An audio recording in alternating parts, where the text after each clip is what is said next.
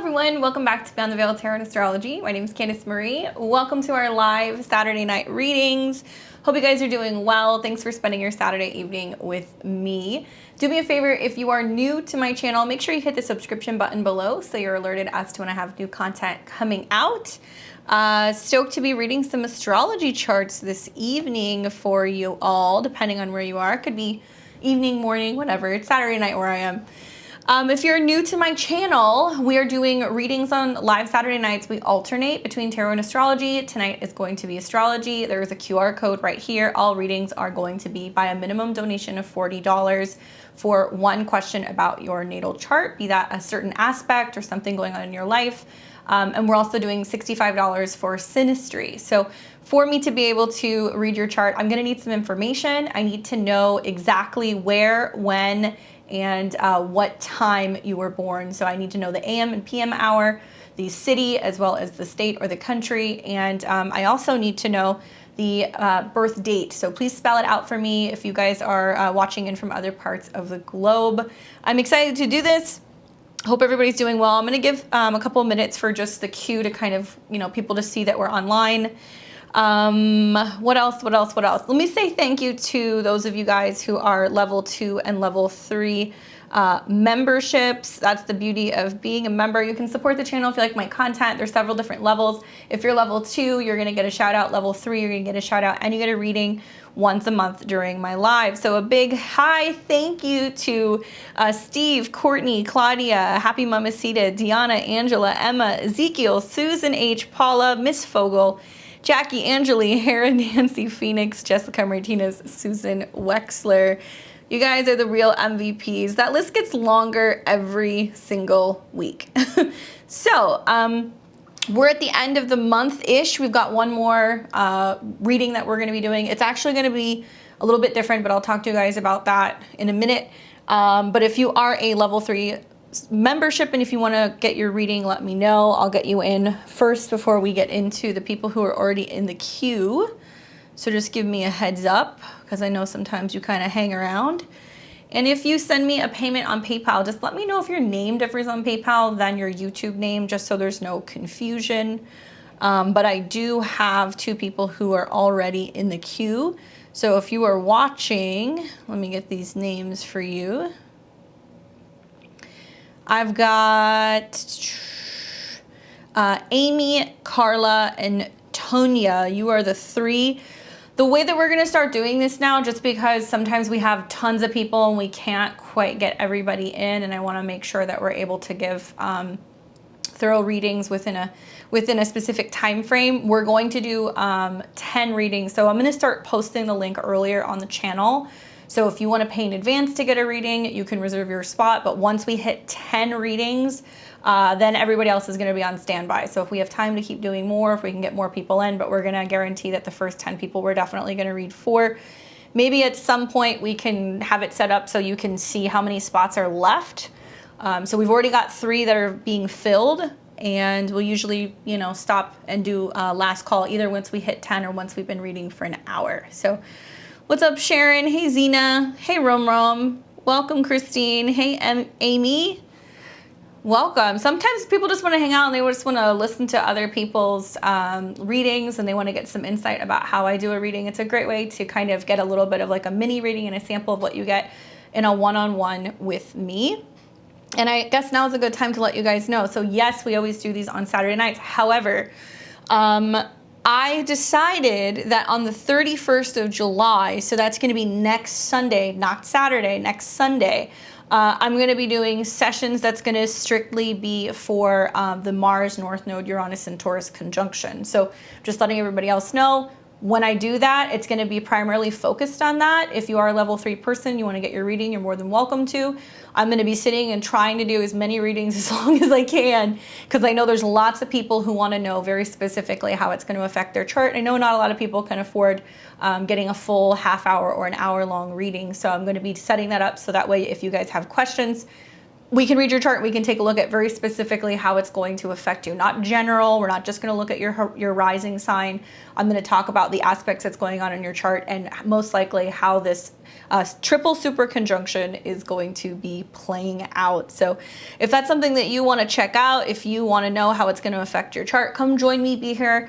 It's going to be 7 p.m. next Sunday and 10 p.m. Eastern next Sunday. And we'll try to go as long as we can. We'll see. So I've got Amy, Carla, Tonia, Rachel. So we've got 3 more spots left. Excuse me, 6 more spots left. Hello, I need to do math. Sam, definitely come join us. I'm going to try to get into the habit, like I said, of posting in advance. So if people want to send me their information, it's going to speed the whole process up because I'll already have your chart ready to go. Okay, guys, let's go ahead and get into it. So let's go ahead and get started with Carla. Carla. Where did I put you? I know I've got you in here. Maybe it's in here. Give me 1 second. Carla. Man, I've got so many people in my live reading files now. I'm just like, oh. For some reason, I'm not seeing you in here. Okay, let me throw you back in here because I know I just set you up a second ago. I think we had someone even before that. I could be wrong. Hold on, let's see. Amy, then Carla. Okay, so we're gonna take Amy, Carla, Tonia, Rachel. Okay, so just you guys are on deck. Just a heads up. So let me pull Amy first, and then we'll get Carla.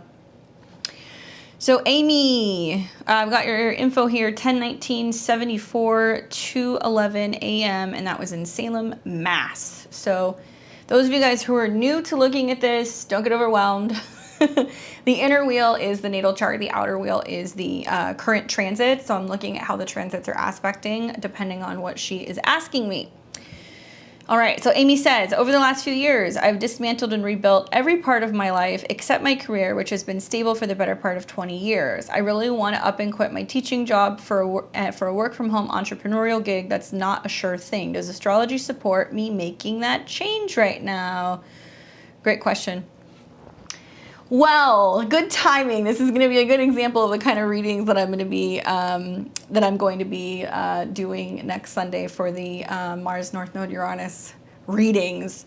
So, Amy, you are a Leo rising, and your sun is in the sign of Libra, and your moon is in the sign of Sagittarius. So, even though you're a Libra, and you're going to hear lots of stuff about Libras, like Saturn's 5th house to your sun. Is it time to focus on what you love? Is it time to focus on giving birth to a project, a child?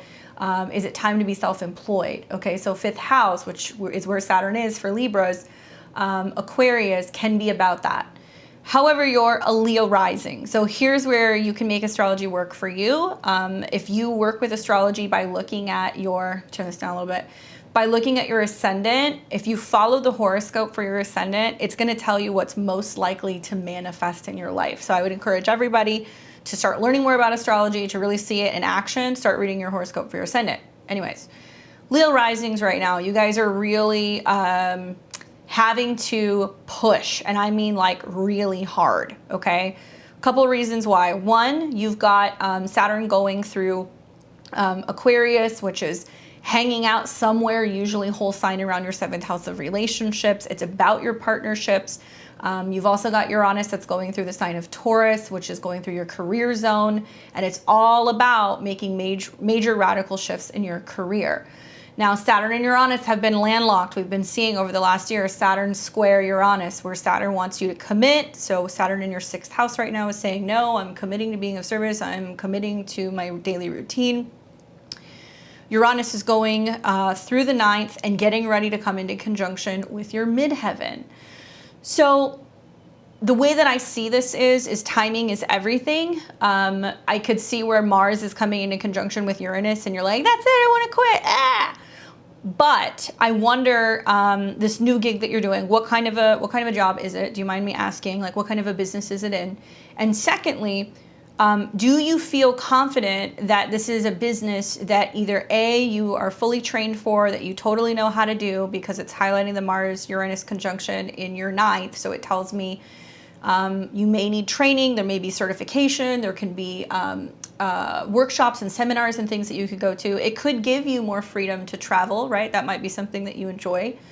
But also, the ninth house deals with like marketing. So it's one thing to be like, yeah, I can do this job. And it's another thing to like really know how to go and market this business, right? So some of us are going to be feeling with this conjunction that we want to suddenly rush into something. So that Mars, North Node, Uranus coming into conjunction with your midheaven, which is coming in hot from like early August all the way through August 9th, makes me feel like not the best time to be like, I'm quitting my job. Not yet. You're going to want to, okay? But keep in mind the Mars transit in Taurus coming into a square with Saturn is, but am I ready? But am I going to feel like it's going to be enough for me to pick up? Now, for some Leo risings, there are going to be things happening at work that are out of your control. That's something else that I want to tell you. Uranus is the ruler of your 7th, so you might start seeing that you're getting pushback with other people that you're working with, or that you're getting pushback from other faculty members, things like that. You want to avoid conflict. I would advise you to possibly try to make a segue down the road later this year. I'm just being honest. And you could do it around these times. One would be when Mars is in shadow in Gemini. This will be in the fall, so think like October, because Mars is going to go retrograde through your 10th house, which means you're going to be pivoting between two jobs.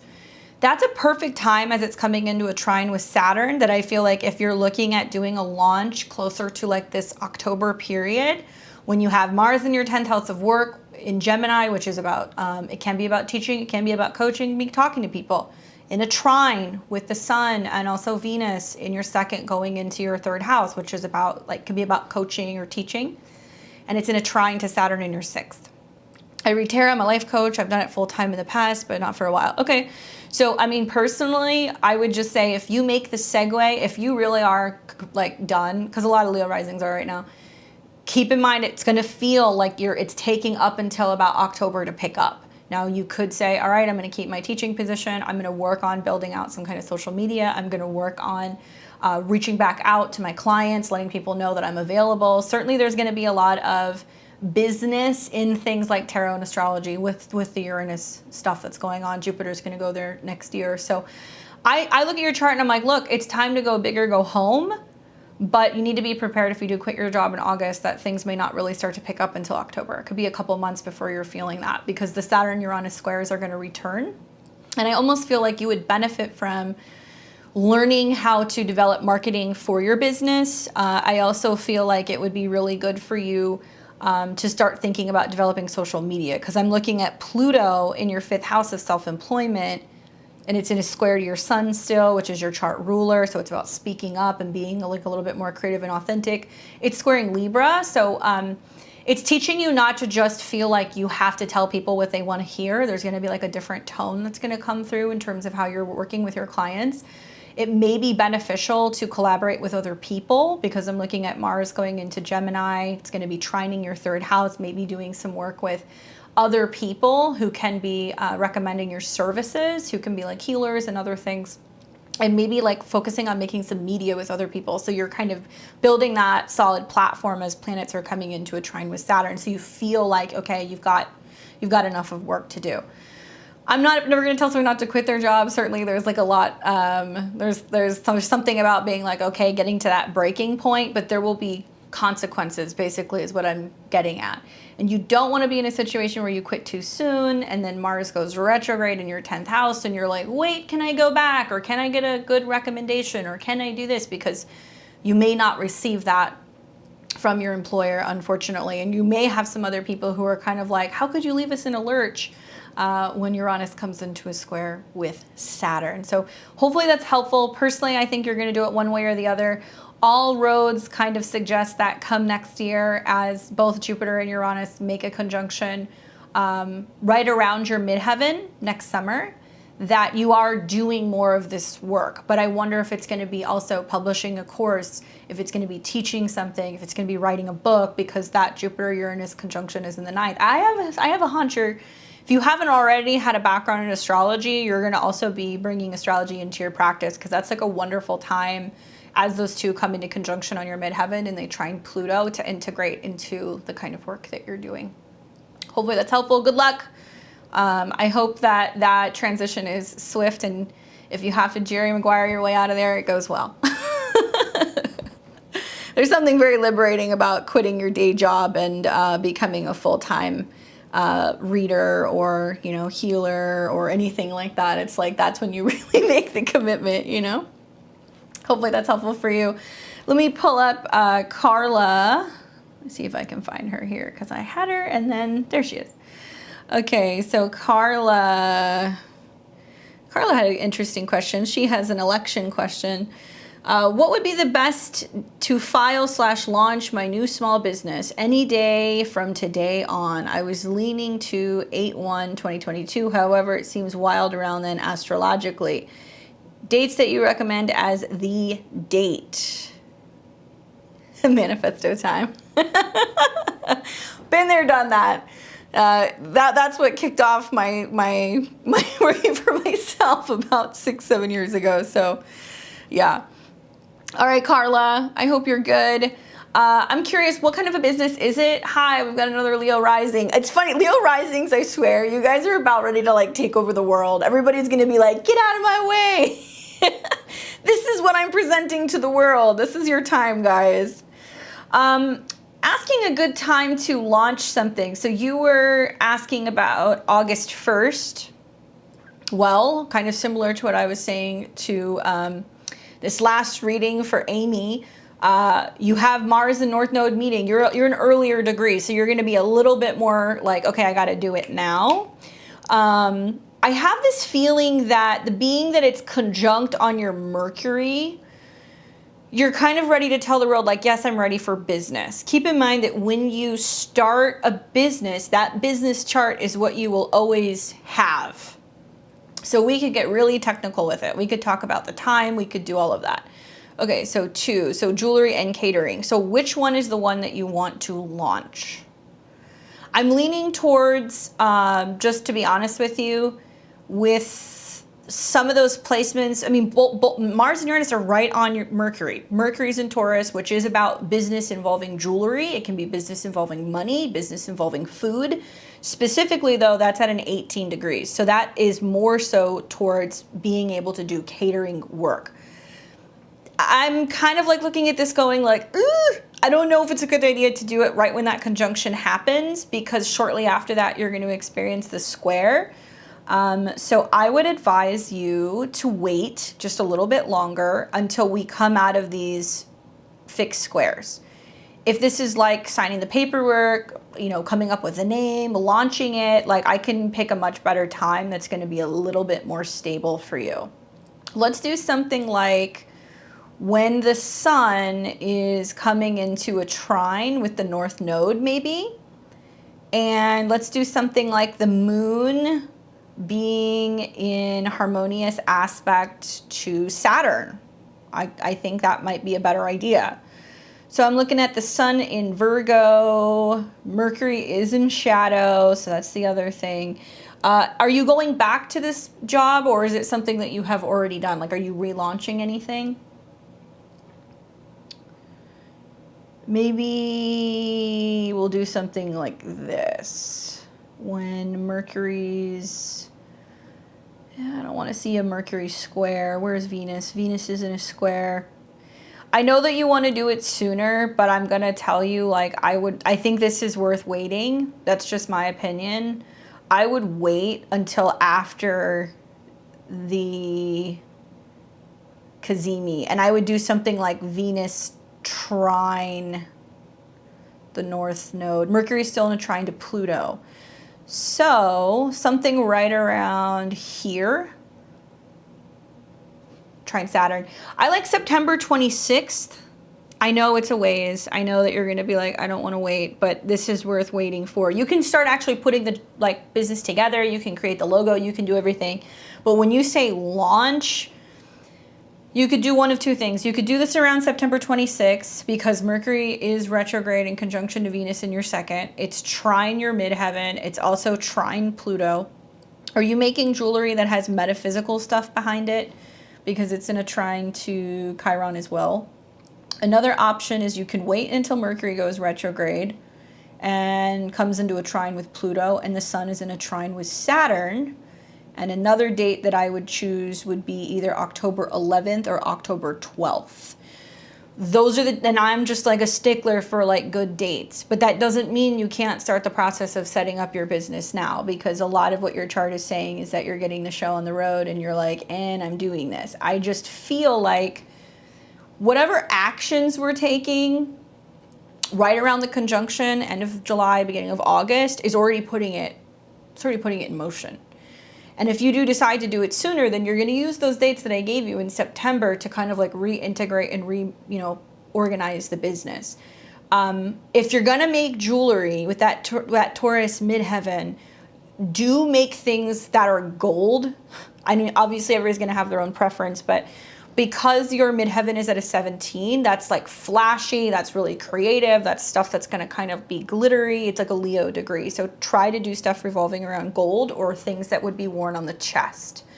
I would also encourage you to try to maybe make a logo or create a logo that somehow has connections either to Venus or to Taurus, or maybe something relating to a lion, or something that's like solar. So it might be something that's like symbols relating to the sun. You could make astrology jewelry with some of these transits. Honestly, I think you should, because it tells me that you're going to be talking to people and being like, here's like crystals that are actually going to benefit your sign. Or maybe you're going to look at people's charts and be like, I will create something that's specific for you. That's super common in Vedic astrology. They'll tell you what materials, what jewels, what hand to wear it on, where to wear it. It would be cool to see that integrated more into Western astrology, because I feel like a lot of people will just buy something and be like, oh, well, it says like Leo on it, but there's no real alchemical connections. Like, it may not be real gold, right? And Taurus is about what's luxurious. So you don't want to be using things that are going to be cheap metals. You're going to want to use stuff that's obviously very simple, but more so pure, right? So I think you're going to start the process. I think that as Mars is coming into a trine with Pluto, this buildup is actually really, really happening. And I think you're going to be really pleased to see how much work you get started on getting ready to put this together in early August, especially right around the 9th, 10th, 11th. But I would hold out on like here is the website, here is the business until the dates that I gave you. I hope that's helpful. I can't wait to see that. Tag me in some of that stuff. I'd love to see what you're making. I'm a jewelry junkie. I like my jewelry. Let's take a look at who is next. All right, cool. So we got Amy, we got Carla, we got Tonia. Let's plug you in here. Make sure I don't already have you. No. Okay. Okay, 4/15/68.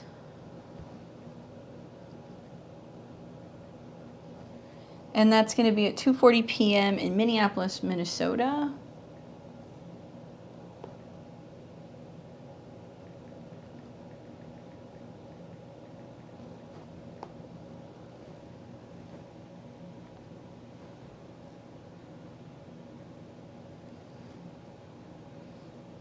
All right, let's pull up Tonia's chart.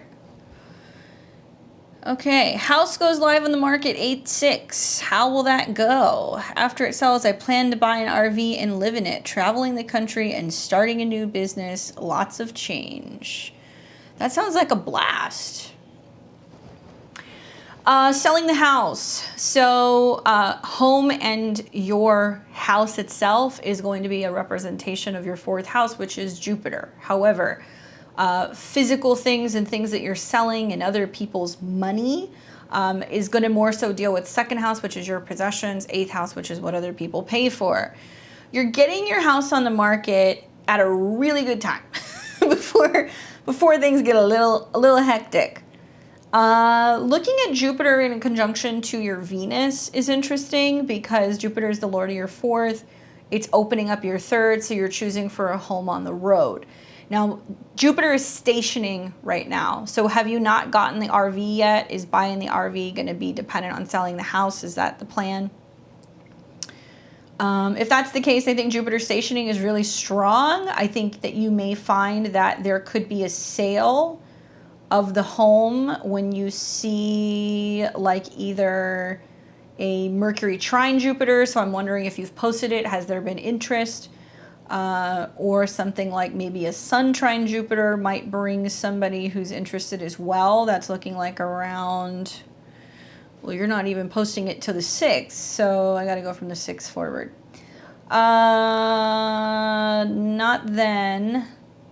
So maybe when Venus, which is your possessions, comes into a trine with Jupiter. So around the 18th might be a day that you might see some traction, although the moon will be conjunct Mars and all this other stuff, and there's going to have to be going through all kinds of documents and stuff, or they're going to want to be having the house maybe looked at or assessed, which is not unusual. And then another option could be when you have Venus coming into a trine with your Mercury, and that would be August 24th and 25th. So I see those being positive days. And then I see more likelihood for making an actual purchase for a vehicle around the first week of September. So I do think this house is going to sell. I don't see any negative transits to your 4th house. I don't see any negative transits to your Venus. The fact that your 4th house lord is conjunct your 2nd and your 3rd house lord is very clear that that's going to happen. One thing that you can do is, I don't know if you have any control over the color that you're going to be using to post the sign. I would be using something that's either red or like gold, not orange, not yellow, red or gold. Because these are going to be very much connected to Jupiter and also your Venus, so they're going to gain more attention. You're going to see more that's going to kind of get picked up. If you have to stage the house or if you're showing the house, also consider like going to Home Depot, getting one of those big planters or something of like some red flowers. It can be something that's just like throwaway, like whatever, something that you're willing to get rid of, but put red flowers, Venus, somewhere around the front of the house. It's going to bring people in.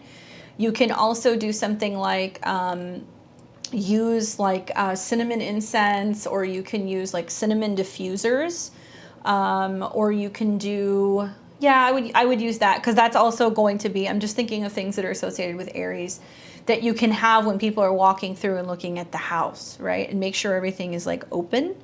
So I definitely think that you're going to get this place sold. Especially because you're definitely hitting the road, but you're waiting for like money to come in, or you're waiting for the house to settle. And I think that you're looking at vehicles at the beginning of September, and most likely it's not going to be until you see the Sun Mercury Cazimi and you see that Venus is coming into a trine with Uranus that you're actually making that purchase for a vehicle the 2nd half of September. So maybe, you know, you get a deal, I think by the end of August, you're negotiating that deal, they have to go through the documents, then the house is gonna go through the transaction period, you get the money, you're buying it, and then you're out. Because you are hitting the road in Libra season, so you are going to be going somewhere else.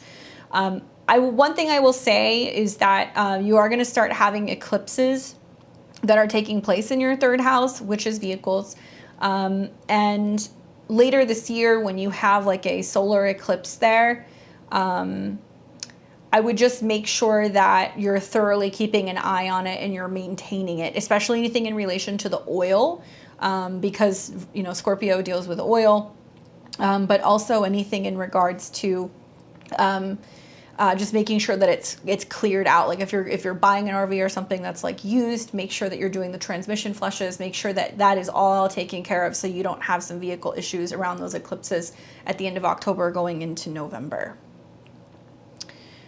Let me know. Hopefully that's helpful, but I definitely think you're on your way. You've even got Jupiter retrograde coming into a trine with your moon at a 3. I mean, this couldn't be any perfect in terms of timing. I think that this is really wonderful. This is a great example of how you can use this Mars North Node Uranus conjunction in your 9th house. It tells me that you're wanting to drive to faraway places. You're wanting to be in nature. There's a lot of really cool stuff happening here. It looks like it's going to be a blast. Just give yourself until about that mid-September period for the financial stuff to kind of settle out. But I definitely think that it's going to sell. I hope you have fun. Jupiter on your sun in this next year. You're going to go places. Hi, Moan. I'll check it. What's up, Patrick? Those of you guys who are just tuning in, if you want to get a reading, let me know. There's a QR code here. It is it's $40 donation for one question, 65 for Synastry. So we have done 1, 2, 3. We have now Rachel, Monica, and Christine in the queue.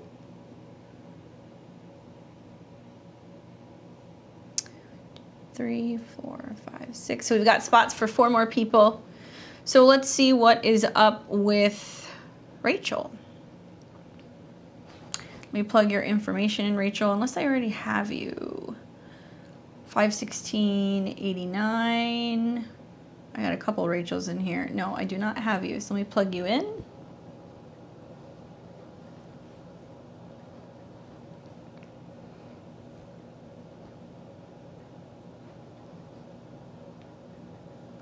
And that's at 3:16 p.m.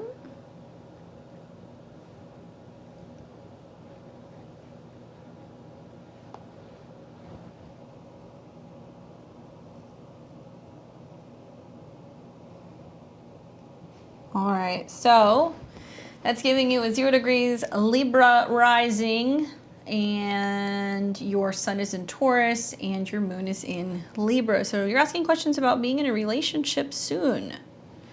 Let's take a look.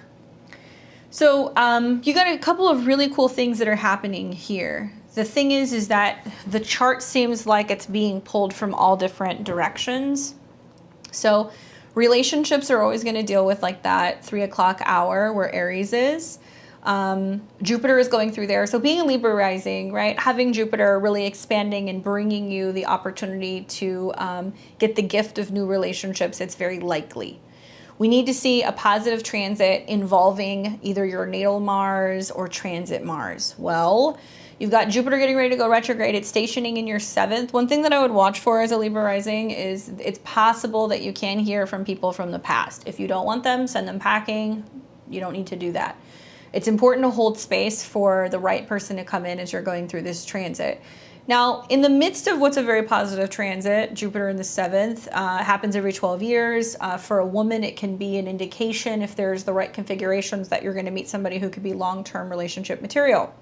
However, you have got Jupiter that is squaring your Mars in Cancer, and you've got Jupiter that's squaring your Neptune in the 4th house.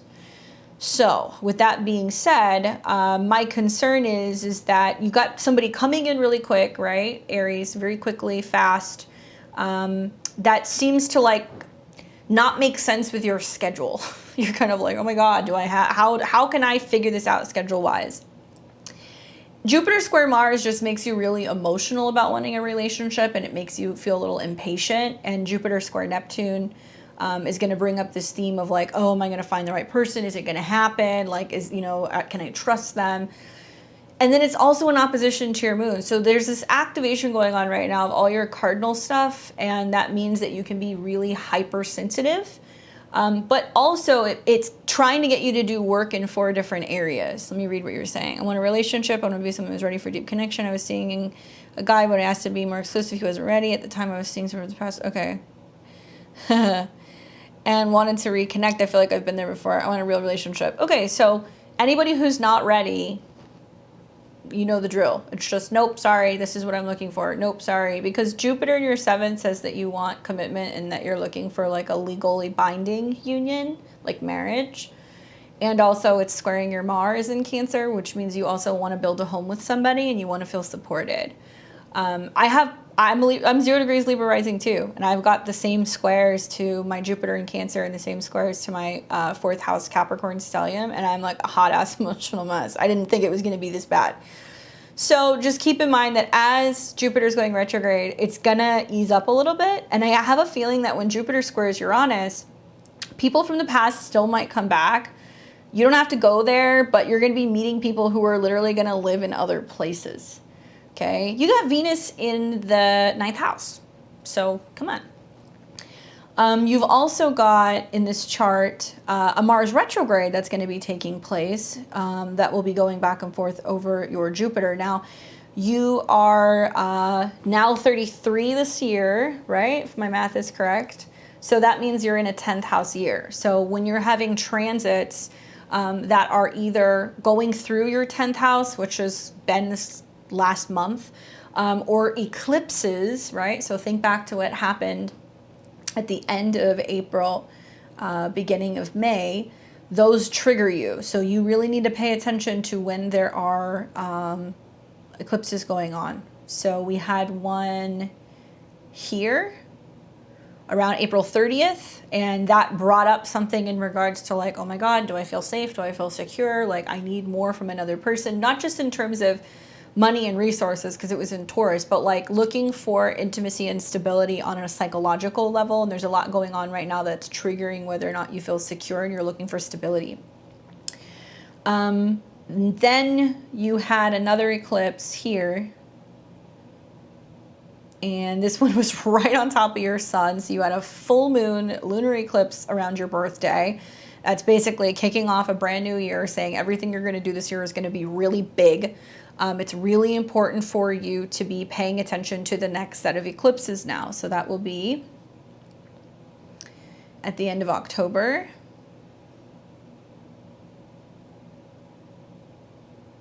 Right around here. And you're going to have a new moon eclipse involving Venus. It is going to trine your Mars, ruler of your house of relationships, and it is also going to sextile your natal Uranus. So likely you're going to be meeting people who's just trying to say like, okay, would you come to me? Can I come to you? Right? And I'm going to tell you, because you have 0 degrees Aries on your descendant, that's a pure form of Aries energy. So it'll be somebody who comes in very quickly. Your Mars rules that. It's in the 10th. 10th house Mars means you might meet them through some kind of professional changes. You might meet them at work. You might meet them around like an apartment or a home that's being managed. And it'll be somebody who comes in also to help you with your work or with your career, right? Because you have your 7th house Lord in the 10th. Now, I would also say, just pay attention to like family members who ask you if you want to meet people. That's another way. Like you might have somebody who tries to set you up with somebody with Mars in the 10th house in Cancer. But the 10th house doesn't just rule your career. It also rules the home of others. So I also wonder, is this somebody who moves into an apartment building? Do they move into your neighborhood? Is there something like that that kind of comes up and that's how you end up meeting this person? But likely, because you have Jupiter that's going through the 7th, when it comes back into your 7th next year, and it opposes your moon, you're going to be going back and forth and being like, yes, I'll commit to you, but will you move in, or, you know, can I move to you? So a relationship is coming. I can see with Saturn coming into conjunction also with your North Node in the 5th next year, especially like that March, April, May time, that you're thinking seriously about like not only wanting to be in love, but like, am I going to be having a kid? Am I going to be having a family? Because that is in the 5th house, which is your first child. And it's in Pisces, which is ruled by Neptune, and you've got Neptune in your 4th. So you'll actually realize that it's like worth relocating for a relationship or worth having somebody move to you, because it's going to facilitate being able to kind of build the life that you want. I've seen this for a lot of Libra rising charts over the last like year or so. And just keep in mind that part of what's going on is also Saturn's going back and forth over your point of fortune. So that's about falling in love with yourself. And the more that you're focusing on valuing yourself and building your own happiness, and if the goal is to have true love, if the goal is to find somebody to have a kid with, that's what you have to really focus on, okay? Pay attention for those eclipses that are coming back. Pay attention to the new and the full moons. Those really impact you. And you may want to be somebody who gets like a reading because you would benefit from hearing about Saturn squaring your sun and opposing your Juno. It's almost like you're learning this year, there's what you like and then there's what you need. And you're having to kind of give up the type of person that you like to bring in what it is that you need to facilitate the life that you're trying to create, if that makes sense. Okay? Hopefully that's helpful. Somebody's going to show up. Watch for the Mars retrograde in your 9th. Maybe you meet him at an airport. Maybe you meet him while you're traveling or they're visiting your city. Hey, Christine. Thank you. I got you. So let's see here.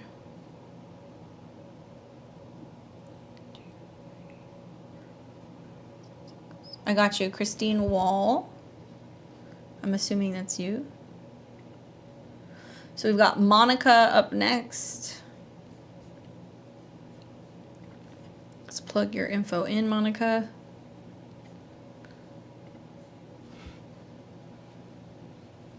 Unless I have you.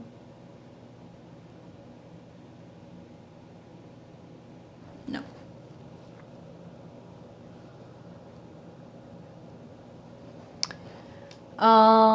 Let's see. September 11th, 87.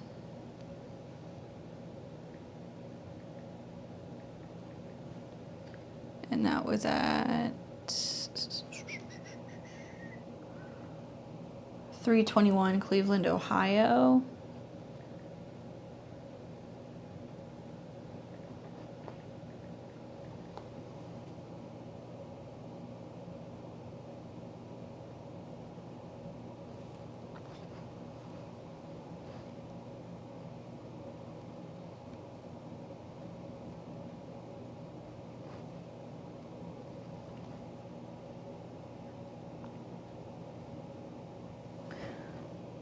Looking to see how I can help my daughter who suffers from anxiety due to medical trauma. She got sick out of the blue and has a very life-threatening disorder.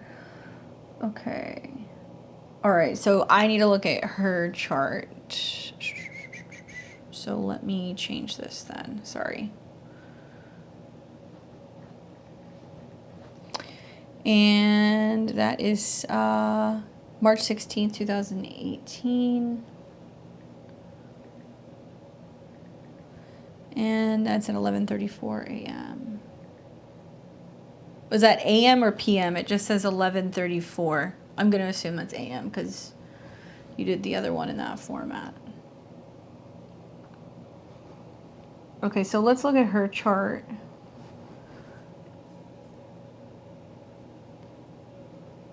You're welcome, Rachel.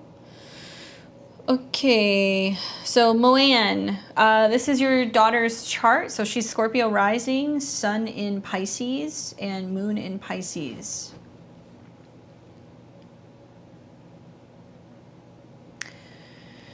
Mars is the ruler of her house of health. She's got Mars at 29 degrees. And currently she has Neptune that's transiting over her moon. And also her sun. So I'm curious, motility disorder, motility? I'm not sure what that is. That's not something I've heard of. But I'll tell you that Neptune coming into conjunction with her moon and her sun can bring about illnesses. So I'm curious how that affects her. Because the sun and moon conjunction, it's very sensitive in Pisces. So having Neptune cross that, especially because it's coming into conjunction with Chiron, I do feel like is setting the stage for her to be dealing with lower energy. She's more possibly prone to lower immune system or viruses or things like that because she's got Sun conjunct Chiron. Being that she has Mars in a square, one thing I'll tell you is, you know, Mars being in her second house in a square to these placements tells me that she could benefit from dietary changes, GI tract and bladder. Okay. She could benefit from dietary changes because Mars rules her 6th and she has Mars at 29. So she's very sensitive to certain foods, or maybe like including foods that are going to be cleaning up her system or going to be supporting her system. I do feel like this is going to be a little while that you're going to be dealing with some of this stuff. I don't know how this particular illness works, but until we see that Neptune is off of her Sun Chiron and comes out of a square with her Mars, likely she is still dealing with some health related things. This is going to be like a while. This isn't really going to shift until closer to like spring of 2026. You know, I would just say, like, I'm not a doctor. I've seen a lot of charts, you know, in terms of like medical and like health stuff. And Neptune always is something that comes on very, very suspiciously, like kind of out of the blue. And it does deal with infections. So if we're looking at her in a sense of like Scorpio does rule the reproductive organ. Scorpio can deal also with the bladder. I guess the positive side that we've got going on in the immediate near future is that Jupiter is going to be coming fully into her 6th house next year, but it will conjunct Uranus, which means like she's going to need more help in terms of maintaining her health with her family, and especially anything in regards to like being able to get things done. I mean, once again, this is a chart that would really benefit from having a full reading, because it's not just looking at Neptune on her sun, but her sun's at 26, so it's about her food. So I would start looking into what natural remedies can you give her, because it's in a Taurus degree. Is she eating foods that are processed? Is she going to be doing better if she's actually taking liquids and things that are going to be, you know, clearing her body and helping rid infections?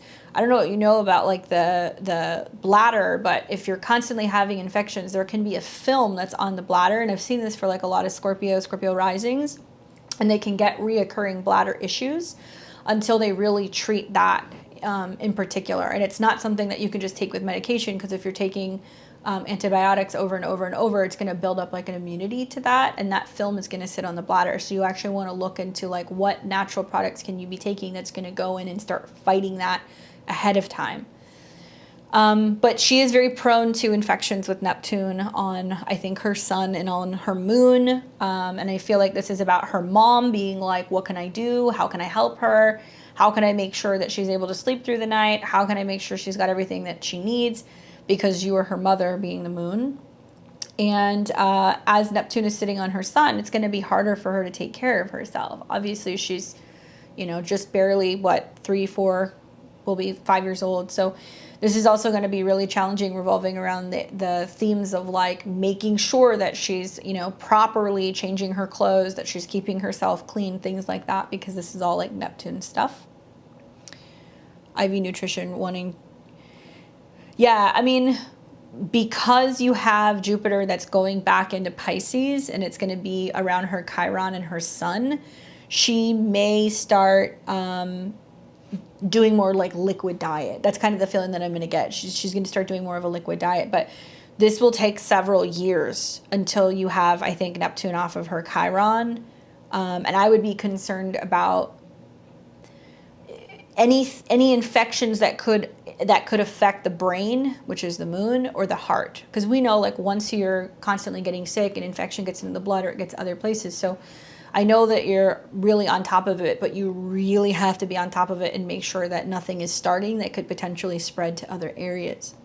Now, down the road here later this year, you're going to have Mars that's going to be going retrograde. And that's important because she's a Scorpio rising. That's her chart ruler. It's going to be going retrograde in her 8th, and it's going to square her sun and her moon, which makes me feel like they may talk about the possibility of her getting some kind of like surgical procedure. They might talk to you about something like that. I would try to avoid, unless it's absolutely necessary, okay? Like, I'm never going to tell somebody don't get a surgery. If you need a surgery, it's a life-changing surgery, like, screw the astrology. Just do what you have to do. But if you're going back and forth on it and you're not sure, be really mindful of doing anything that would be elective from the end of October while Mars is retrograde until it goes direct. But they might start talking to you about it, and you might be like, okay, Mars goes retrograde in her 8th, you know, is insurance going to cover it? Is this risky? Something like that. All Scorpio risings are going to go through the Mars, through their 8th house. It does deal with how the topic and the idea of health is affecting them mentally. So I think that it's also important to kind of keep an eye on her, because she is going to have Mars opposed Mars. Look for fevers. Mars opposed Mars. Sometimes I see fevers as well. So you'll see that intermittently off and on. And I would really recommend the possibility of like really sitting down and talking to somebody who can basically tell you about how this is actually a bigger picture about how it's giving her the experience early on, so she learns how to heal herself. She learns how to eat. and she's eating something differently that's helping her kind of maintain a healthier body. But I think that it's also to help support her immune system so she can fight stuff off. Hopefully that's helpful. Send you guys lots of good vibes in the midst of this, and water can be really therapeutic for her. So whether it's putting her in a bath, taking her swimming, things like that, that can be really helpful. Obviously it can be difficult. She's on IVs and stuff, but she will calm down more in water. And if you can't do that, try to find ways to encourage her to be creative and like be painting or drawing or things. That'll be a really nice outlet for her, because she's supposed to have medical issues that hinder her from being able to do things. So she leans into her creativity. It's like a Frida Kahlo thing, you know, honestly. So I would say give her the opportunity to create while she's in that. So that way she's doing the work that she needs to do. And that might also help benefit, kind of uplift her spirits a little bit. Yeah, no, Scorpio rising, I would not recommend any elective surgeries in October. We don't do that during the Mars retrograde. Hopefully that's helpful. Sending you guys lots of love and healing. We are going to call last call in about 7 minutes. So if you guys want to get in, I recommend getting in. All right, so let's look at Christine.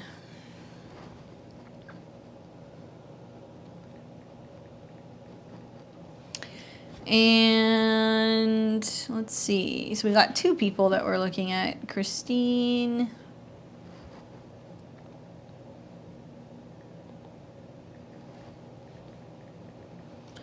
And this is 11/20/77, and that was at 2 a.m.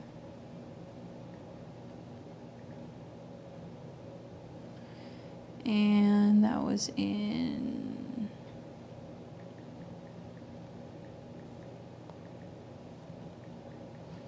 Philippines.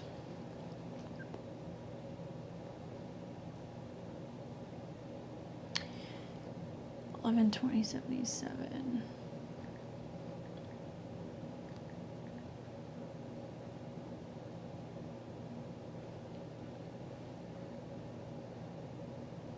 All right, so I've got you here. Let's look at you with them.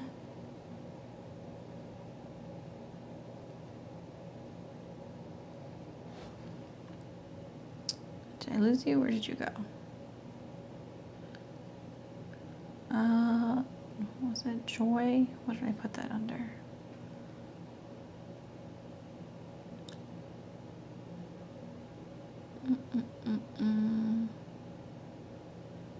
Oh my gosh, I just saw this. Where was this? Joy, joy, joy, joy.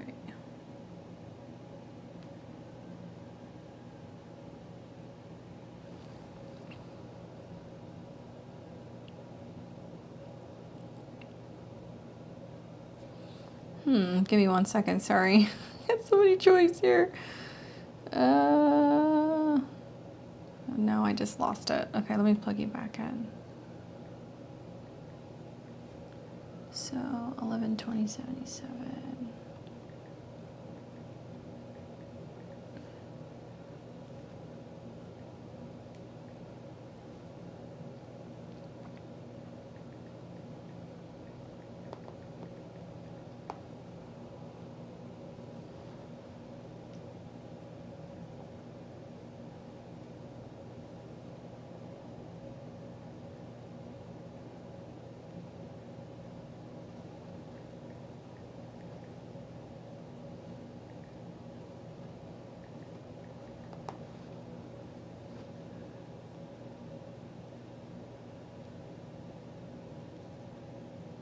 Here we go.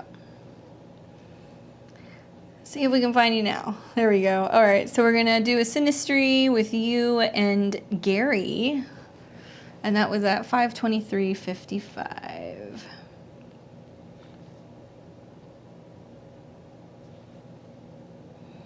I love that you have the info. All right, so 5/23/55.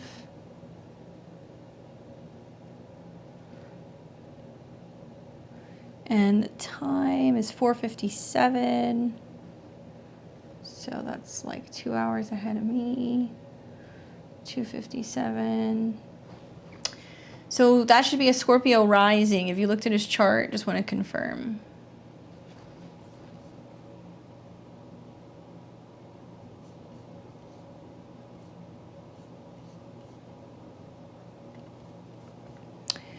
Okay, so looks like you have questions about synastry between the two of you. So we're going to take a look at that.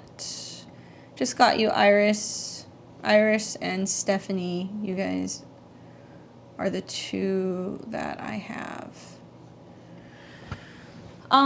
Okay, so you're a Libra rising, your sun is in Scorpio in the 2nd house, and your moon is located in Pisces in the 6th. So his chart's on the outside of yours. A couple things that you got going on here. Number one is his Saturn is retrograde in conjunction to your Venus. So to me, that's like pretty karmic. Saturn can be like the glue that can bind you together with another person, but it can also be like dealing with karmic limitations in relationships. So I'm curious what the relationship is like there. His Saturn is a couple degrees away from both your Venus and your natal Uranus. So Venus-Uranus people, obviously, they need their freedom, right? But that can mean how you dress, how you express yourself, whatever. But that Saturn retrograde makes me feel like there's a storyline there about, does he return back in this lifetime? Do you guys work through some kind of karma? What's the deal there? 2, he has his Venus that is in your 8th house, pretty sexy. His Venus is in a trine to your IC, so that can be also somebody that you have a really deep soul connection to, or something that can be like a little bit more mysterious or private. And his sun is in Gemini, and it is in opposition to your Ceres. Now, I wonder if there's like an underlining theme here between the two of you where there's been this feeling of like pain of like losing him. Like if you're afraid to lose him, if you've been on and off, if he has come and go in and out of your life a couple times, let me know. I would love to know. If he is a Scorpio rising with that ascendant, then your Venus and your Sun and your Uranus would sit in conjunction to his ascendant, which is a pretty decent match. But this can be a little bit more challenging for your chart because all of his Gemini that he has in your 9th house, on top of your Lilith, his Mars there. I'm wondering, like, what's the deal? Is there another person involved here? Is this like one of those twin flame relationships? I have to know because there's something going on here. South Node Mars conjunct Lilith means that he might be somebody who just can't quite break it off with you, but also he can be like a little bit kind of in and out. He can be a little flighty.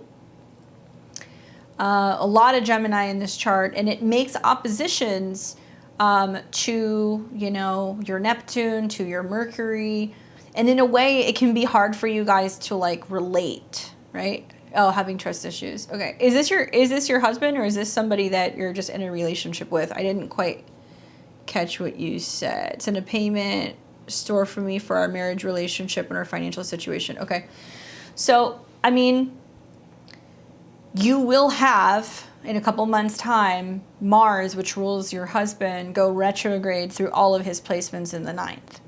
So that means that there can be an undoing, right, of relationships. There can be, if for whatever reason you feel like he's not being honest with you, because it's going to go over his Mercury. If you feel like he's not being honest with you about what he's doing when he's traveling, if he's traveling, 9th house, and there can be like an undoing of some kind of like legal agreement, like that can happen. This goes for all Libra risings. Libra risings, when this Mars retrograde happens, if you're in relationships with somebody and if that is not panning out well, if you guys don't have the same philosophy, a lot of Libra risings might be like, okay, I'm looking to talk to an attorney because Mars is having you go and look for a 9th house person, which would be somebody who would represent you legally in the form of like documents, Gemini. Believe it or not, divorce or separation or anything like that is more so tied to your 6th house. So we would have to look at what's going on with Neptune. Well, he has Mercury in opposition to Neptune, Mars in opposition to Neptune. I would be very surprised if this was not a situation where on several occasions he has told you he's doing one thing and he's doing something else. And that's just the opposition of Mercury and Neptune. It can also translate to you guys have two very different native languages, so the way that you communicate can be misconstrued, which I can see based off of where you guys were both born. Let's just cut to the chase here. Mars is going to go retrograde back and forth 7 houses to his sun, and that's going to be taking place in the fall going into the end of this year. So for any Gemini, is a partner, you know, moving out of or leaving a relationship, because Mars is the ruler of his 6th house. So I would say it's more about whether or not you're going to leave him, and this can be a really tricky relationship to break out of because his Saturn is on your Venus. So you look at it and go, but we have a house together, but we own things together, but we have stock together. Like, there's reasons why you're looking at things being like, this could get really messy financially if we literally try to separate. But also for any Libra risings who are listening, Uranus going through your 8th house is about the karmic entanglement that is being given to you right now pretty soon, right? Mars and Uranus are going to conjunct in your 8th house about other people's resources, which means some Libra risings might find out, because Mars rules their 7th, that your significant other is, you know, screwing around and having an affair or talking to somebody else online. That is possible. I'm not going to generalize and saying it's happening to everybody. But the reason why I say this is not just because of Mars and Uranus's conjunction, because the sun is going through the 7th. So, the sun is going through the 11th. So the 11th house in your natal horoscope represents your lovers, right? It's the 5th house from your 7th. So if they do have another lover, if they are talking to somebody else, if they're on Facebook messaging people, if they're on Snapchat or whatever, some of the transits that are going to happen over the next month from Mars and Uranus coming into conjunction, like, that's it, I'm done with them, I'm cutting them off, I want to sever our finances. And then the sun squares in your 11th, you could find out that somebody that they're talking to and telling you that's just their friend is not a friend. But like I said, divorce would be more so in relation to your 6th house. So I could see you being on the brink of possibly wanting to leave, possibly with that Mars retrograde. And, you know, being that that's going to be going through 7th to his sun, and he has his North Node in the 7th, it really wouldn't get sorted out probably until later at the end of this year. So if you would decide to get separated from him, it would start the process probably during, I would imagine, Virgo season. It would take through the end of the year. Do I see you getting divorced? Let's look at the composite chart really quick. Oops. Actually, let me make a chart for him really quick so I can just do this very specifically. Give me 1 second. Let me pull his info back up. Gary. 5/23/55. And 4:57 p.m. Detroit, Michigan.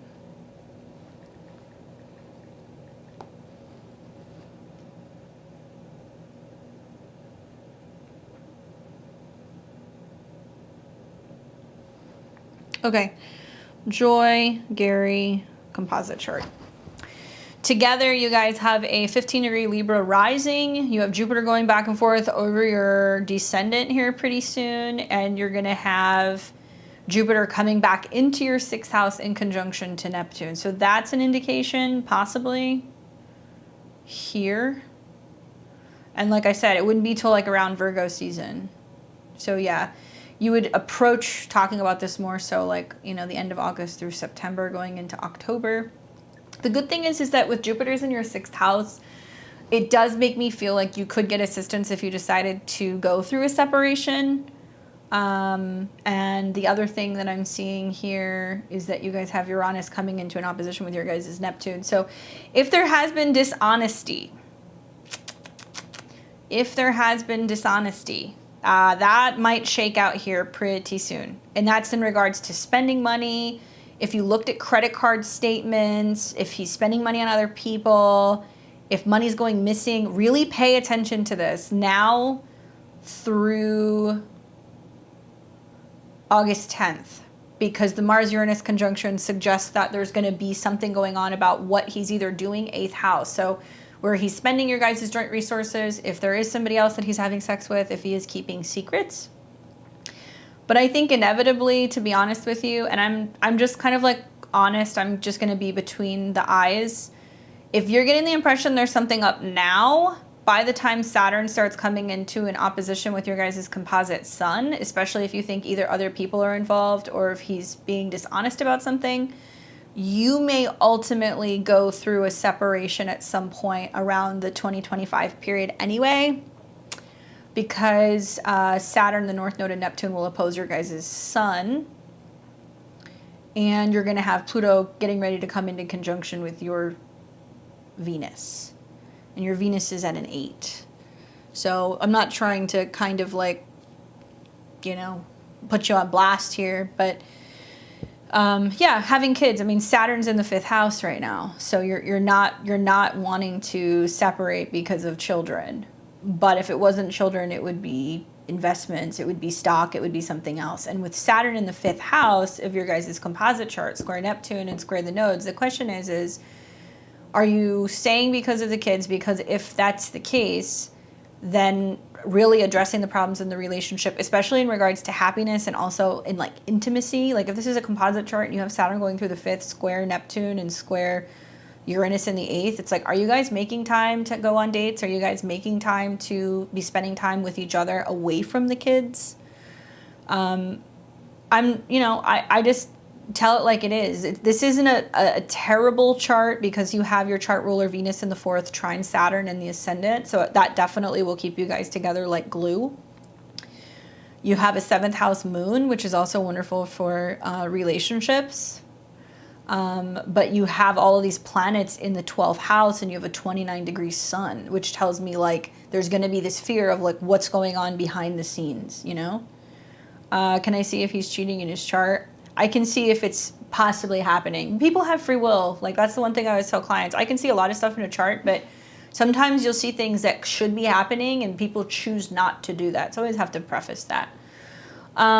So for him, he's at 28 degrees Libra rising. Pluto's coming into conjunction with his IC, so his home life is not comfortable. Like there's something that has to change about the home, or it can indicate a big change in the home in general. When Pluto sits on the IC and it squares a 28 degrees Libra rising, it means that there's a possibility that the whole house is going to change and transform through divorce because it's a late degree Libra.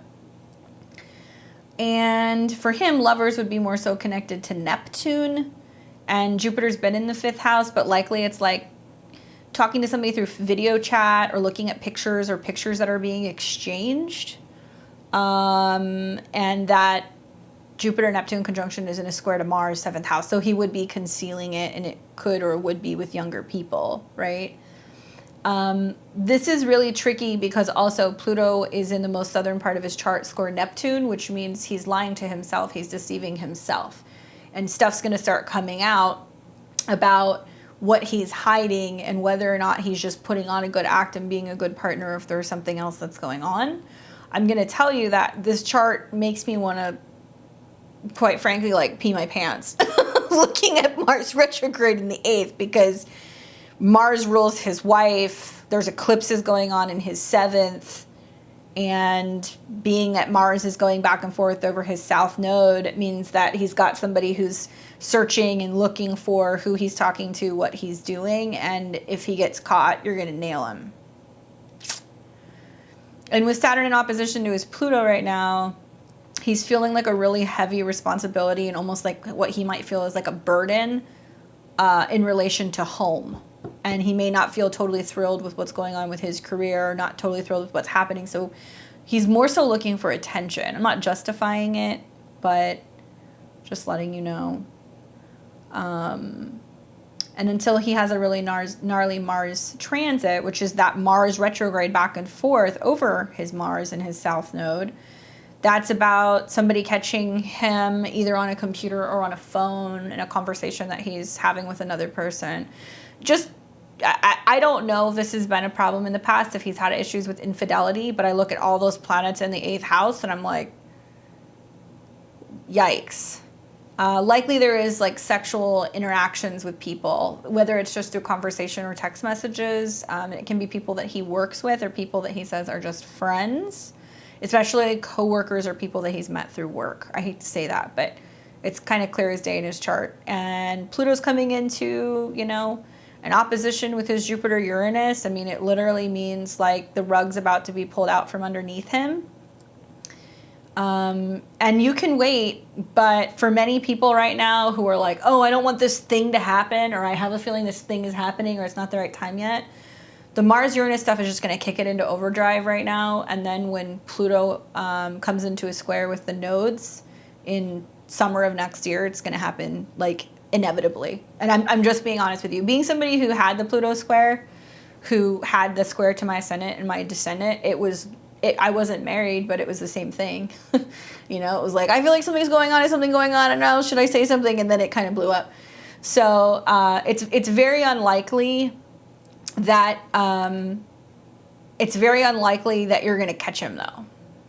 We have business. Yeah, I mean, I can tell you mean business with your Venus in the second house. You don't want to have any problems if there is going to be something that's going to affect your bottom line. But from one Libra rising to another, just to be honest with you, I'm not being insensitive, but you kind of have a really great setup here where if he was fucking around with Jupiter going into your 8th house, coming into conjunction with your North Node next year, like you would meet another person next year and then you would take him to court and you would end up getting like part of a property or part of a 401k or spousal support and child support. And I'm not saying that's what you should do. That's not a spiteful thing. But when Jupiter and the North Node go into your 8th and they make these oppositions to your 4th, you're going to start receiving. Eclipses in the North Node and Jupiter and Uranus in your 8th house is like, you're going to pay me, right? There are documents that will be signed for a settlement. And if there is an agreement that's like, look, you know, we're going to split the business 50-50 or like whatever, or I'm going to have child custody, these themes are going to come up because Uranus is the ruler of your 5th house and Pluto's about to go into your 5th house. So in a way, I know that that's scary, but I look at this and I go, you have a lot to gain if you're willing to deal with whatever is going on right now. And in a lot of relationships, if you have to ask if something's going on, I'm not saying something is going on, but like that shows you that there's something wrong. You should be able to be like, what's going on? And his chart does not, to me, even though he's got Venus in Taurus, look the most faithful. But like I said, all that Gemini in the 8th house, they clear their browsers. They don't let people see what they're searching for. You're not going to find anything. So he's going to be hiding things. And if that's something that's going on, that would make me wonder, like, what are you trying to hide? And maybe it's something worth bringing up and talking to him about. But inevitably, you have a lot to gain in this situation, right? So even if you have a business, Jupiter and Uranus going into your 8th is going to be like, and I'm going to take half of everything because it will rightfully be yours according to your chart because it's something you've built. But that could also be spousal support, child support, which I do think that could be a thing. I would be more looking at like passive income and like what you have in terms of passive income if you have stocks or other things that are coming in, because that might be something that you guys go back and forth over. Once again, I would really recommend getting like a real reading and sitting down and talking about it, because all these eclipses in opposition to your Venus Uranus is kind of throwing you for a bit of a loop. And all I can tell you is that you have a lot to gain. And by the time the North Node's in your 7th, the next 2 years are setting you up for what would be another relationship, if that's what you wanted. It's up to you. Good luck with that. Talk to him, ask him. I would ask him flat out, because likely there is something that's going on, but I don't necessarily think it is physical per se. All right, so we got Stephanie. I want to make sure I didn't miss anybody here.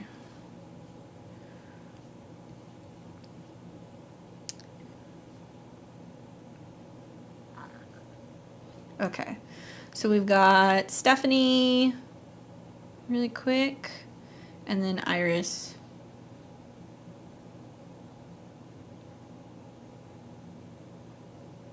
See, do I have you here? Stephanie C. 7-3.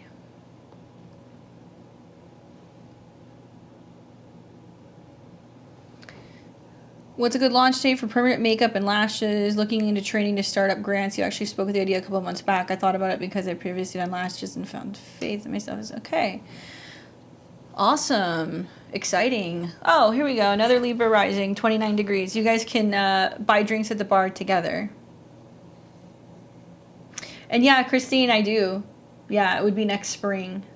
Next spring, you would meet someone else. Okay, Stephanie wants to know, when should she launch a business?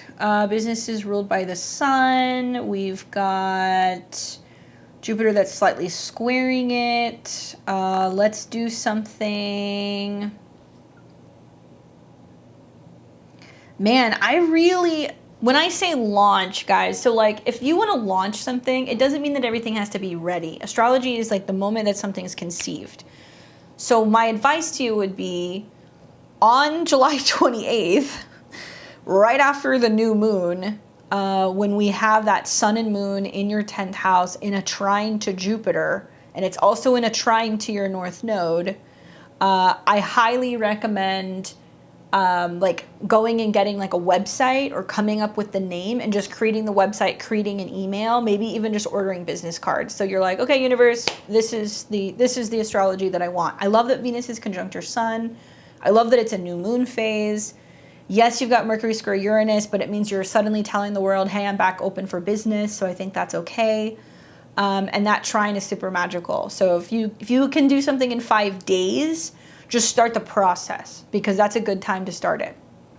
If I were to wait until the moon comes into your second, the problem is you start losing the trine to Jupiter, and you start seeing Venus coming in an opposition to your moon and Pluto. Yeah, make an IG, make an Instagram, make an email, go and register for a Squarespace. Boom, you do it right when you're in a new moon phase, and it's gonna be in a fire trine. And I think it's so wonderful because you got that north node in the second, ruled by Jupiter. So it's really good for you being able to do anything in regards to that stuff. You just know that you need a private space. But maybe it's just a matter of creating the Instagram, putting in the logo. That's all you have to do. That's it. And also know that when you have a really strong sun transit, which you're going to have Jupiter square the sun, you may start working in one space, but you're going to outgrow it.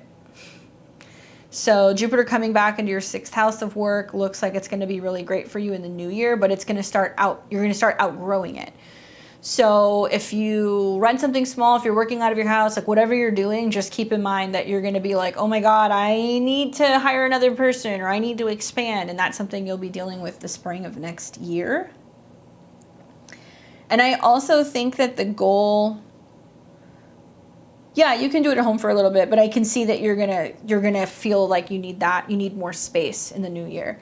And I would advise you personally, because you have that sun in the 9th and Jupiter's gonna square, because I think you would do really well like teaching other people how to do it. That once you get into a big enough space, maybe like you share it with another artist, and you may take on a couple of people and be like, okay, I'm gonna teach people how to do this, right? Because I think that's a really great way to use your sun, to be honest with you, is to teach other people. What else is going on? It's your Saturn return, so you feel kind of landlocked. That's understandable. But when Saturn goes into Pisces, and it is still slightly in a trine to your ascendant, that's about your own business, ruled by Neptune. Neptune's in the 3rd. Here's another idea. Have you considered, I mean, I know this sounds weird, but have you considered maybe doing like a mobile lash like unit? The one thing, I used to love getting my eyelashes done. I mean, like that's my favorite thing ever, but it's like the one person that I would go to, or the one salon that I would go to, was like 30 minutes away. And I got sick of like having to go and do the fills. But if somebody were to say to me, hey, you know, for an extra $20, I'll come to you, I'll set up, I'll do it for you. If you're already used to doing it in a home, I don't think you understand how many people would pay for that service. And they would probably pay a little bit more than they're willing to pay for you to be in a space, and you're not going to have to rent a space. You get what I'm saying? Yeah, I would do house calls, because Jupiter's going to be in your 6th, which is being of service. Jupiter rules vehicles, ruler of your 3rd. It's going to square your moon, which is women, which is really your whole sign 4th. So you could do that for a little bit and just strictly be like, I come to you, I come to you, I come to you, or I do parties, or I do training, whatever, until you get Jupiter that is possibly into your 7th, and then it's trining, and you could do something a little bit more stable the second half of next year, and you could find a physical space. But I would say, yeah, if you can launch something here in about 5 days, and then like a bigger launch, like it looks to me like you're trying to figure out like marketing or something, or learning how to pay for ads. Like there's going to be something like that you're doing in the fall, the Mars retrograde. It's going to trine your ascendant. It's going to trine Saturn though. So it tells me that likely you're going to be like, do I want to do another training? You know, what else could I learn how to do? Because Gemini is going to be about like 2 different things, or it's doing something on wheels. So if you get to the point where you feel confident you can train other people, that's an option. I also think that you're going to have a lot of people who are going to be saying, how far are you willing to travel to? Mars is your clients, and it goes retrograde in the 9th. And maybe you're letting people know, hey, I'm available. I'm having a special because I'm coming back to doing this service. Here's the special. Tell your friends, that kind of stuff. But you'd really benefit from learning more about the marketing aspect during that Mars retrograde in the fall. Let me know how it goes. It looks like a launch could be good. That's one of the better dates immediately in your chart. Otherwise, you'd be waiting a little bit. You'd be waiting until like possibly like Virgo season. And there's nothing wrong with that, but that's a really good date to be like, yes, this is the social media. Hopefully that's helpful for you. I'm excited to see you do it. Congrats. It's a big thing to run your own business, but it's super fulfilling once you get it going, and you've got the chart to be able to do it. You just need to be willing to be mobile. That's the real key here. Hopefully that's helpful. Let's get Iris. What's up, Iris? Oh, sorry. Please use Siri. Okay. Don't worry, I didn't say your last name. Okay, so this is for Siri O. October, let's see.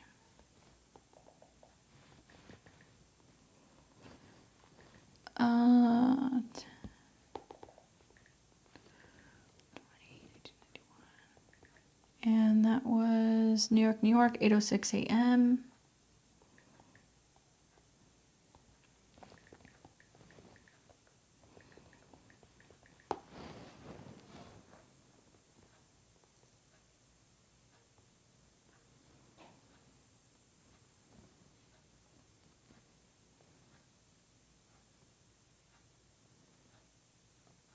All right, let's pull your chart. Sorry about that.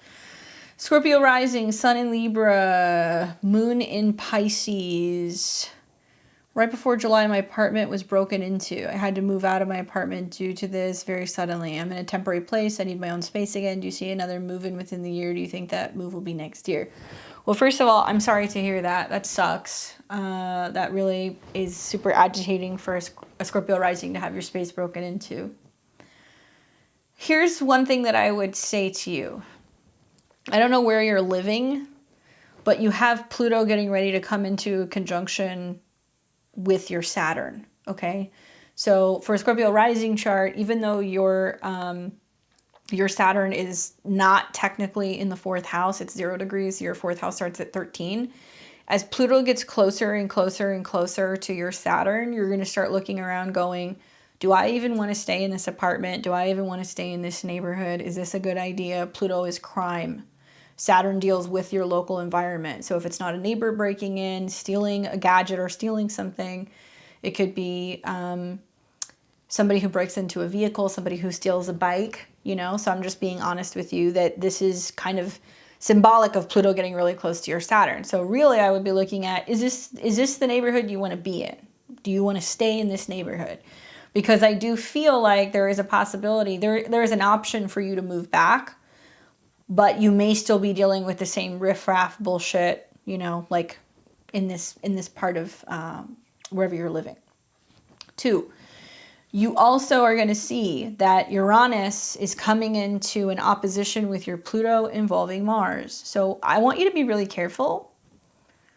Anybody who's got Pluto at 18, 19, 20 degrees of Scorpio, I'd be paying attention over the next 2 weeks because Mars and Uranus are going to oppose. It's going to create explosive situations, especially for a Scorpio. Yeah, I understand. I've had my car broken into, and it was like tainted from then on. I was just like, I was not right. I couldn't imagine somebody breaking into my space. But I've heard a lot of this for people who have Pluto hovering around their IC, or they're having the Saturn Uranus stuff going on.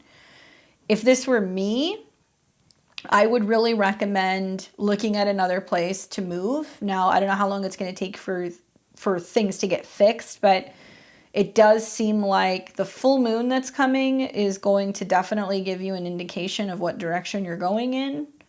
That's going to be right here around August 11th. Now you're going to have a full moon in Aquarius, very close to Saturn, and it's going to be in a square to the nodes, which means you're going to have a conversation about, well, where could I go? Am I willing to go a little bit further out to another area? I moved from Phoenix to Florida. Okay.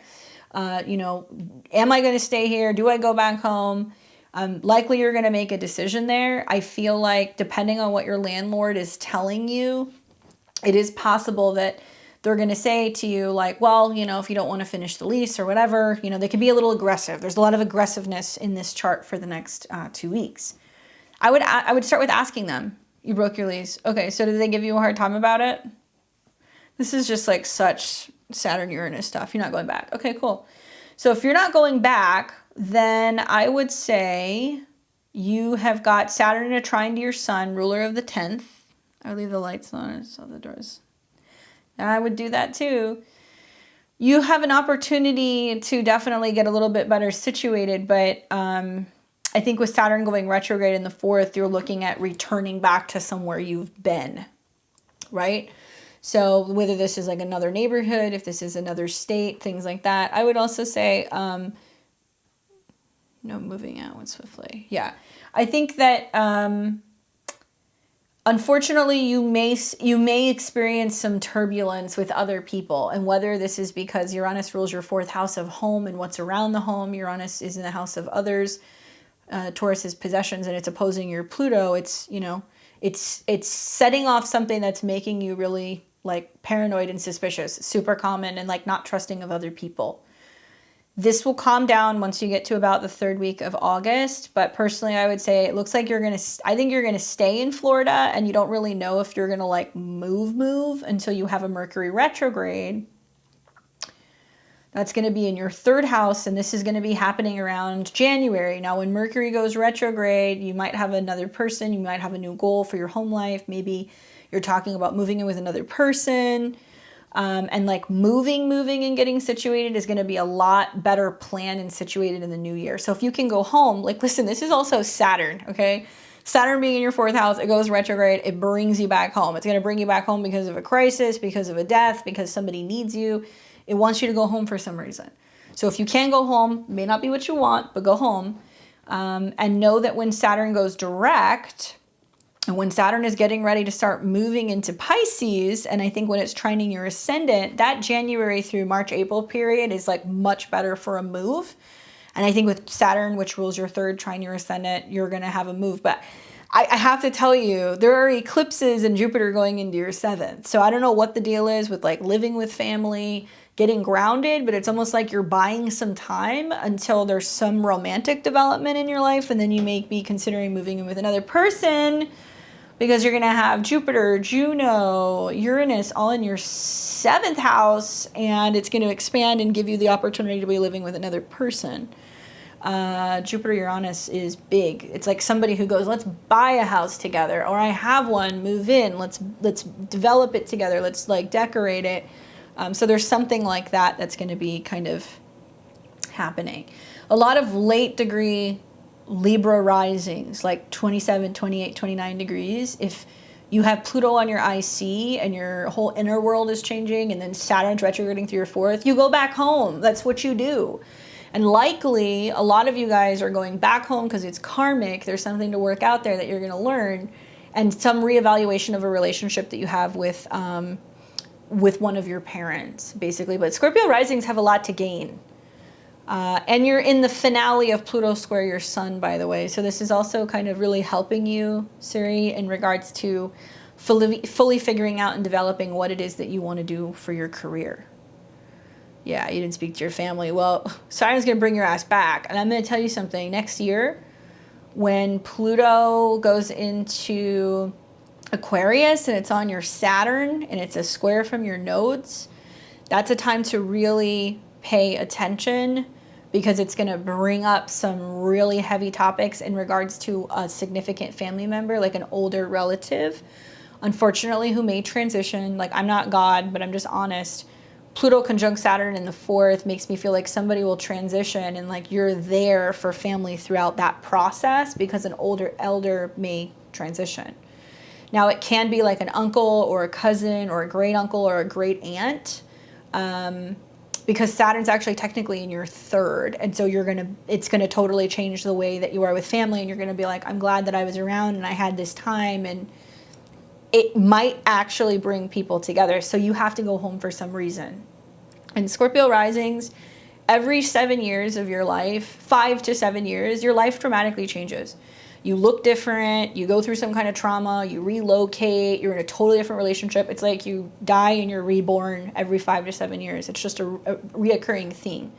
So it's really important that when crime starts happening, when people are dying, when there's stuff going on that is very Pluto, very Scorpio-like, that you're like, okay, universe, fine, I'll do it. So you're not forced into it. And please, please, please, please trust me on this. With some of the transits you've got going on, and I'm not saying this to make you paranoid, but I'm looking at your chart and my eyes are getting really big. You have Mars and Uranus coming into a conjunction in your 8th house. Excuse me, in your 7th house.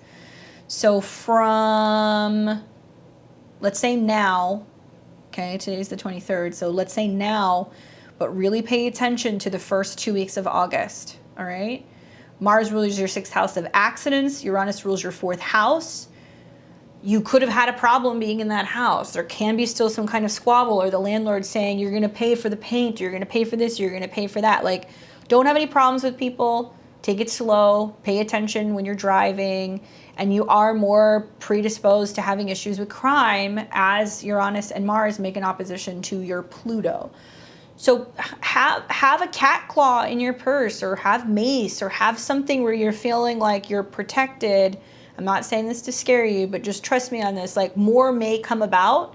So I wouldn't recommend going back home and getting other things out of the apartment. I would wait until after this period and the dust settles in mid-August. So if you left things there, leave it there. Don't go back there. Watch for conflict with other people. Okay. Last but not least, we've got Michael. Thank you for being patient, Michael. Hopefully that was helpful for you, Siri. Let me know. Okay. Michael, where is your info here, my dude? Can you give me your birthday? I need your birthday, your day, your year, your time. From the inner city, I get busy.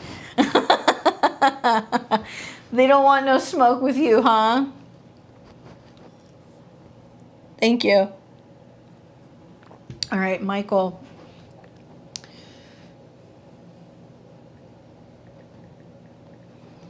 Uh, 3176. And that was at 3:55 a.m. And that was in Riverside. Okay, let's see what's going on.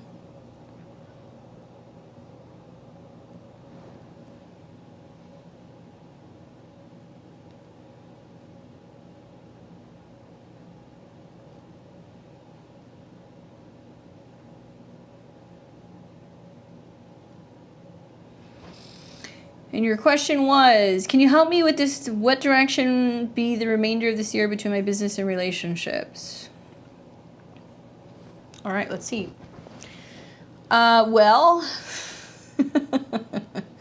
my dude, you've got eclipses going through your 10th house of career, South Node eclipses, which means there's this kind of releasing and letting go of old responsibilities or an old identity when it comes to your career. For some people, it's the willingness to go, okay, I don't want to do this anymore. I want to do something else. For others, it materializes as a change in your status in the world. So sometimes it can be about, I worked for myself, now I work for a company. I was married, now I'm divorced. So these things can kind of come up. Now in your chart, you're also getting ready to have eclipses in the fall. So I see like new business opportunities that are starting for you the end of October, beginning of November. But you're one of those people who's kind of stuck between a rock and a hard place, where you got Saturn in your first house, which means you're having to learn how to have better boundaries, learning how to tell people no, or taking your own space, or doing what's best for you, paying attention to your body. You have Uranus in your fourth house, which is a little chaotic in the home base. Maybe you're feeling restless, like you want to move. Maybe you're having a hard time getting along with another person. Maybe you feel like family's being erratic. It really depends. But from what I've seen with a lot of people who are having these squares, it's like work's changing, you're realizing you're changing, and then you've got changes going on in the home base all at the same time. Now, we look at Mars for your career zone. You're going to have Mars going back and forth several times over your natal Mars and Gemini in the 5th. So I feel like that's you later this year in the fall reevaluating, like, what are my talents? What am I good at? Like, what am I juggling? Like, do I want to do something for myself? Do I not? And you're doing something. Yeah, there's trade-offs. You're doing something where you're trying to figure out, you know, if you need to prioritize. Like if you have multiple irons in the fire, especially in the fall of this year, you're going to be going back and forth and asking yourself like, okay, where do I scale back a little bit? And I see you doing that in November. And that doesn't mean it's sliding business. It just means that you're going to be like, do I have too many things going on at one time? Mars and Gemini usually can juggle, and then you got that mutable sun and moon in the 2nd. I mean, the truth is like, honestly, Saturn's getting ready to come into conjunction with your sun and your moon. You got bigger fish to fry next year and in 2024 when it comes to your relationships, and if you are partnered with somebody in regards to your possessions, right? So I look at this and go, yeah, you have to deal with both. Depending on your situation, if you are somebody who's in a committed relationship and somebody's telling you you're working too much and they're not getting enough from you or whatever, then you're going to be looking at it going, how can I make more time for my significant other? How can I make more time for my kids? Mars retrograde in your 5th. You asked about the reverse nodal return. So the reverse nodal return basically in simple terms is the past and the future meet in the present. So you have got your north node in the 10th house, which means you're here to achieve and really focus on your career and what you're doing out in the world, ruled by Mars, your own business. This is my business, I did this, and it transformed several times over. The north node moving through your 4th house Taurus with Uranus, which is technically your 2nd house lord, but it's intercepted, means that there's wild changes going on with you either emotionally or with your family, and you're trying to figure out how to make sense of it. There can be relocations and things like that going on. So with Saturn squaring it, which is about money, you're like, yeah, money has to make these things possible. Without the money and the resources, we can't make these changes within the home life. And you're kind of getting thrown for a loop. But when you have the reverse nodal return, you reflect on what's happened for the last 7 years. You ask yourself, what brought me to this moment? What do I want to chuck and get rid of when it comes to old identities in the world or old titles or my job? And where can I simplify, Taurus, make my life more comfortable, make it easier? I look at this and I go, for some people, this is realizing you're living above your means. I see that especially with Saturn in a square. So it might be a situation where you're like, I have the house, I have the nice things, I have the car, I have all of this, but I'm working my fucking ass off to afford it and I'm not really enjoying it. And I've also got people who are becoming resentful because I'm not around to enjoy it with them. So how do you simplify your life, right? This is the Saturn-Uranus square. So Saturn in the 2nd house says really develop your talents, scale back on Aquarius things in the 2nd house. Like don't spend a ton of money on gadgets. Don't be picking up the tab for your friends who are going out to eat all the time. Be managing and budgeting what you're eating. Saturn 2nd house. And really developing your talents and realizing that there's ways to streamline business technologically so you're not always having to be around, right? And so then when you go deeper into the Jupiter conjunction with Uranus in the North Node next year and in 2024, I have a feeling it might materialize as you being like, let's move to somewhere that's going to be more affordable. And I will scale back and I'll make innovations with business. So I don't have to be there all the time, but also you're going to realize with these squares that you're going to prioritize having time to do things at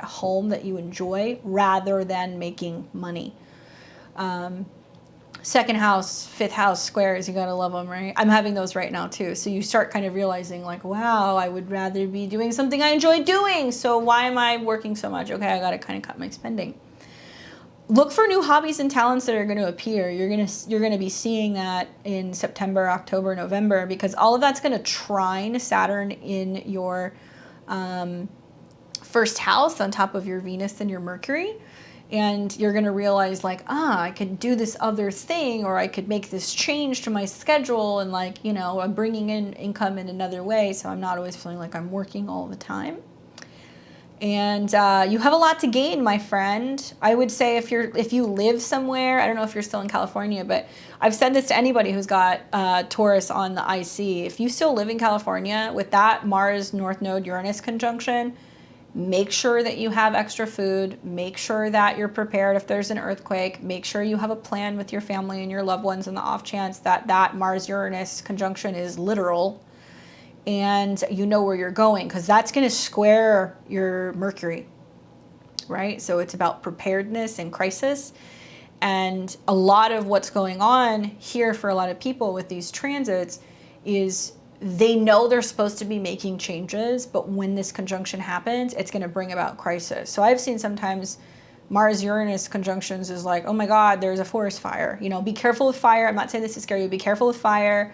Be careful with like gases and anything like that around the house. Like if you're having people coming out and working on things, make sure you're looking at everything and that everything is like done accordingly. Stay away from like fixing anything electrical, you know, just the next 2 weeks.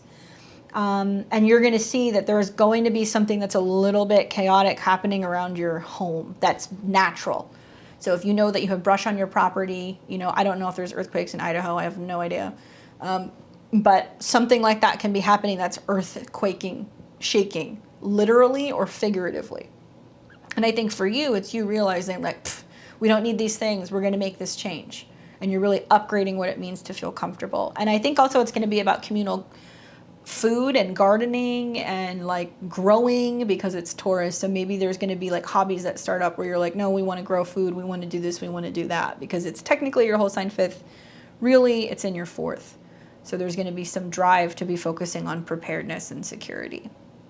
You know, when the North Node goes through your fourth, you really learn what it means to focus on your inner personal world. And it can be wonderful for you, especially because it's in your fourth house where Taurus is really comfortable. But anybody who's listening, the North Node Uranus conjunction with Mars is going to blast through something. So if you've been unwilling to move, if you've been unwilling to sell a car, if you've been unwilling to do something to unload and clear stuff out of your house, or be more open to how you're talking with your family about spending, that's going to break on through.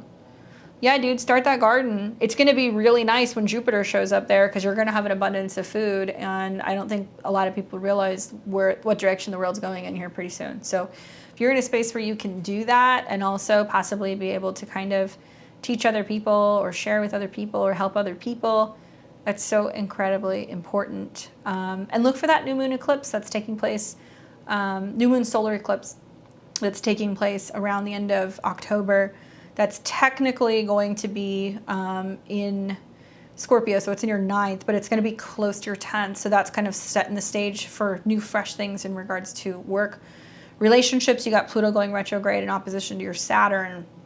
So that tells me that, you know, somebody is saying they need more of you, family needs more of you, something has more, needs more from you. Can be a partner, can be a family member, but Pluto standing in opposition to Saturn is like a standoff about resources and money.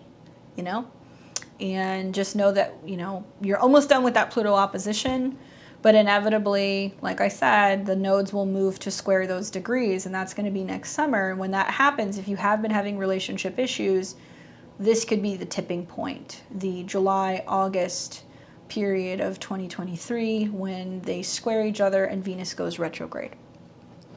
Streamlining debt and maximizing profit with investments. Yep, that's what you want to be doing. It looks good, but I would say you're definitely somebody who would really benefit from getting a reading next year when you're in those transits. Yeah, everybody should be learning how to garden. I think that's really important right now. Hopefully that's helpful, Michael. Thanks for joining us on the channel. It's always nice to see new people here.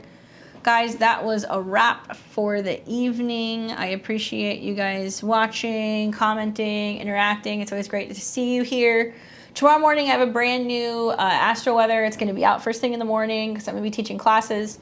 It's all about the North Node Uranus conjunction. I'm going to talk about the transits for the week, how they're going to build. I've had other videos on this as well. If you guys want to know more about that, check out my webinar. The link is in somewhere. If it's not in my bio, it's in my website. It's on sale right now for people who want to watch it. It's 3 hours of me talking about the Mars North Node Uranus conjunction. And I will be back, not Saturday, but next Sunday. So next Sunday night, the 31st, all the readings that I'm doing are going to be how Mars, the North Node, and Uranus are going to be affecting everybody's chart personally. That's all I'm going to be reading about. I'll see how long I can do it. So that way I can be helping people who can't afford readings so they know kind of what's coming from those transits. You like my style of reading, you want to book a reading with me, I'd love to talk to you. Check out my links below, beyondtheveiltarot.com. All of my readings are a combination of Western astrology with an evolutionary twist, what I see intuitively, working with the Sabian symbols, step astrology, and also tarot. So if that's something that you need, let me know. You can book once we post the link. So because we're going to be doing it on Sunday, I'll probably post it like maybe Wednesday and just take as many people as we can. We're going to do short, like mini, 10, 15-minute readings for each person so we can get as many people in who have questions. And I'm going to do this, but it's only going to be on that topic. So that's all I'm going to talk about because I know a lot of people want to know.